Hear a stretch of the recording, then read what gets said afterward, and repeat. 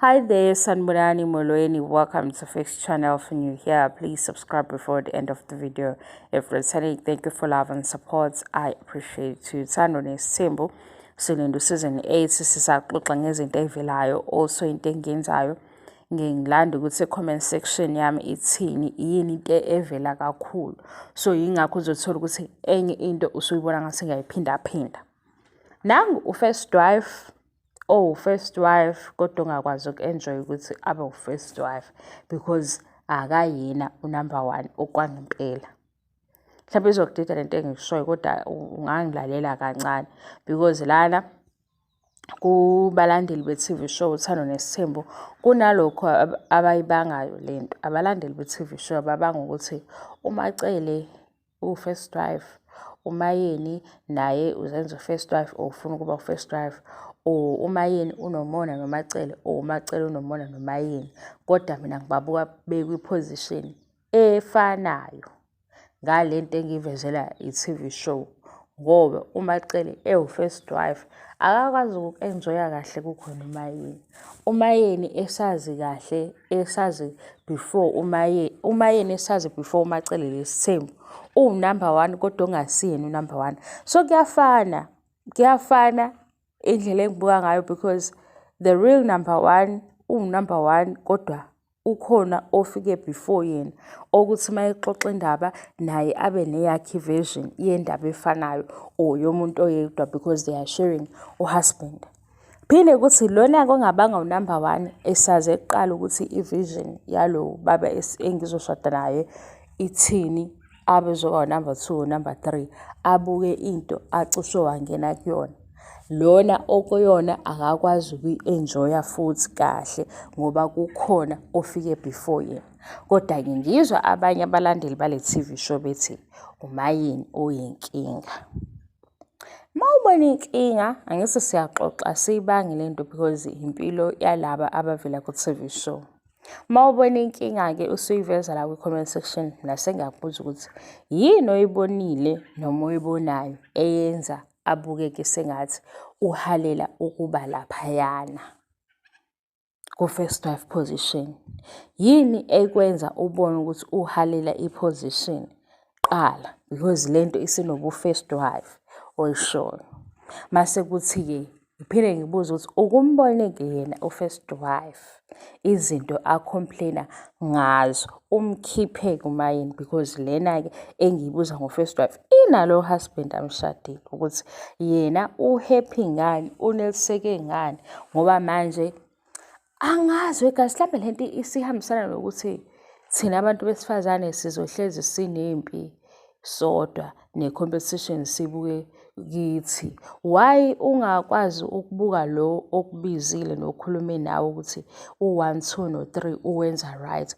Because into engiyithola la kulaba abalandeli i-TV show, niyikhumbule futhi indaba yoku-TV show, into engilala comment section angakamboni okhuluma ngokuthi okay bancane obheka ukuthi if umnikazi wendaba obenza iqiniso enza izinto right bese ngeke size sibe nayo into yokudonsa omunye unkosikazi simfake la engangeni khona ngoba oqalile umnikazi wendaba oyi-polygamist umsilimu njengoba beyisho nalesi sithembu sifuna oyena. So ongajabulile ubani omenze wangajabula? Amakhosikazi alandiwe afika after yena or uhusband oshiye izethembiso zilenga wangaqedela? Ngihleze ngiyibuka lento ukuthi why even namanje noma kuliwa nje kungasekhona ukuthi yilaba abakwisithembu beno-husband, impi nje iba namantombazane even la kuyingane zesithembu kuliwa namantombazane ukuthi ubani wafike wenza ukuthi kodwa aze bekhona ubani ophula izethembiso. Singakaqhubekile la le video ingakudidi kakhulu lento yokuthi bobabili bawo-first kodwa abangekho o-first ngoba ukuba khona komunye kuphazamisa omunye. Kodwa why ibe nokuthi uMayeni uhalela ukuba umamkhulu, uhalela ukuba umamkhulu kodwa umamkhulu-ke the real mamkhulu ukuba umamkhulu kuyamkhalisa. kunezinto ezingamphathi kahle, kunezinto futhi ezenza ukuthi ehlezi ezokhumbuza amanye amakhosikazi ngeposition yakhe. Mase ngiyibuke ngithi hayi shuthi lento lena ikhona la ingabhalansi khona. La ma-calculations mhlampe masithi siyabala asiyitholi i-answer right. Ngoba into engiyibukayo obe u-number 2 ufike waba u-number 1 kodwa waze uba u-number 2. Ungenzeka ebuka into wacishe waba yiyo okuwumamkhulu ophambi kwakhe.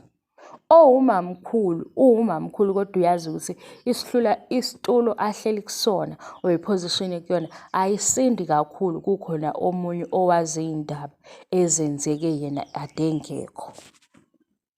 Ekugcineni-ke nami ngigcine sengihluleka ukuthi ubani onomona, ubani ofunani, kodwa into engiyilandelayo ukuthi kwenzakalani kule TV show sibambane. Kube yingane. Le nto mayifika ey'nganeni uLwandle noSibindi ngoba izobe ihambisana nje njengoba kuwabafana. Azifani iy'ngane, azifani. Omunye mayebuka yena ngokwe-TV engazithi mhlampe le ngane naye ijahile ukuthi kube yiyo kanti le ngane le enye njengoba iphaphile noma ilandela izinto kubaba wayo imkhumbuza into ayiyona noma abe yiyona naye ekhula. Yingakho mhlampe i-bond yangapha nangapha ingasafani. Lolo munye kutholakala ukuthi ubashaye. Maye bashaye ayikho futhi indlela yokuthi abamphoqa ngoba siyabona thina ukuthi uzama ukwenzani umnikazi wesithembu wale TV show. Uzama ukuthi yena mayethatha i-break useyazi ukuthi ubani ozolandela. Uma ungakaboni ukuthi umsebenzi utrainer uSibindi ukuze uSibindi ezoqhubeka nale TV show noma eqhubeke nezinto azenzayo futhi yini embona ezokwazi ukumtrainer. Ingoba uSibindi uyilo mfana ophaphile okunoLwandle, kodwa uLwandle kube kuyiyona inkosana.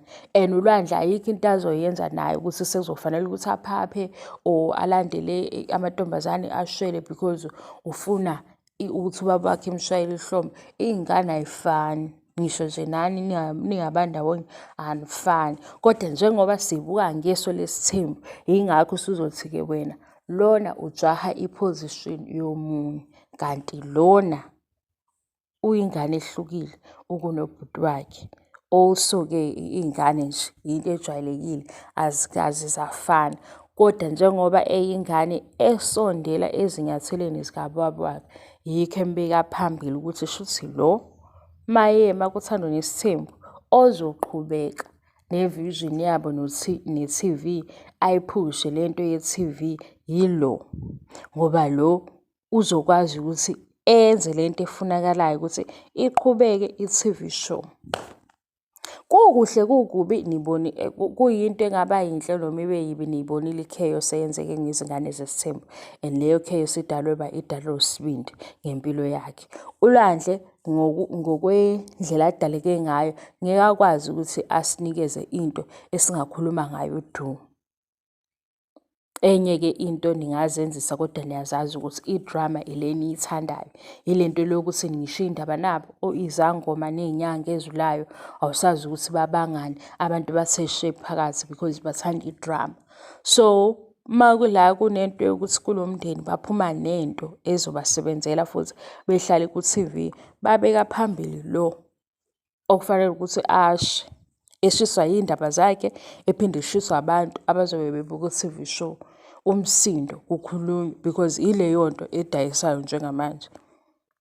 Omunye uze uthi bekhuluma nge-gospel artist ozokwenza i-reality show nomndeni wakhe, uthi ngiyafisa ukuthi bengenzi izinto esey'phambene nokubona ngenxa ye-TV show. Kuzobaphoqa we-darling, kuyabaphoqa sithando sami because ukuze abantu bebuke khona nje angiyazi ukuthi iyiphi leya show iya-trenda leya episode, kuyashawana kubanjwene lana uhusband ufice umuntu wakhe enomunye.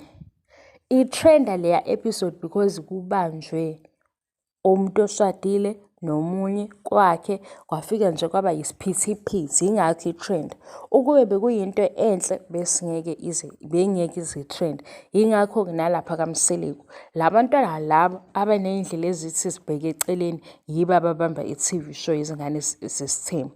Laba sebenempilo ongathi uyabona ukuthi bane-direction bafunani noma nje bayithulele, yilaba kulobe kuthiwa awu cha, next season abenze ngcono. Yo, sengikhuluma ngezinto eziwu-2. Bengizokhuluma ngoMayeni noMacele ukuthi uMacele engaba u-first wife, but uyazazi ukuthi ehleli ewu-first wife, sikhuluma nge-TV, right? Ewu-first wife kunoMayeni owenza into yakhe ingajuli kahle. UMayeni engaba u-second or third, kodwa ebezazi ukuthi yimi engafika kuqala. Lento ngiye ngiyibone icishe ifane, ngingazi ukuthi ubani ongahalela omunye ngoba nomunye isimo abhekane naso samenza wangaba happy, nomunye futhi into yamehlela yamenza wangaba happy. Ngiye ngize ngithi mhlampe uma ubona ukuthi onomona ukhomba kuphi izinto ey'balulekayo, ukuze nami uma sengikhuluma kwividiyo elandelayo ngisho ukuthi nibona lokhu. Into enaniyenze-ke nifike nijahe ukuthi uMayeni unomona noma mkhulu, ingabe isaphelele inkulumo. UMayeni wayefisa ukuba u-first wife, ingabe isaphelele inkulumo. Ngani? Uboneni? uMacele kunje, ingabe isaphelele inkulumo. Uboneni? Angiyivale le video guys, ngiyaphazamiseka kule ndawo engikuyo. Thank you so much for your love and support. Ngiyabonga ngiqede. Bye.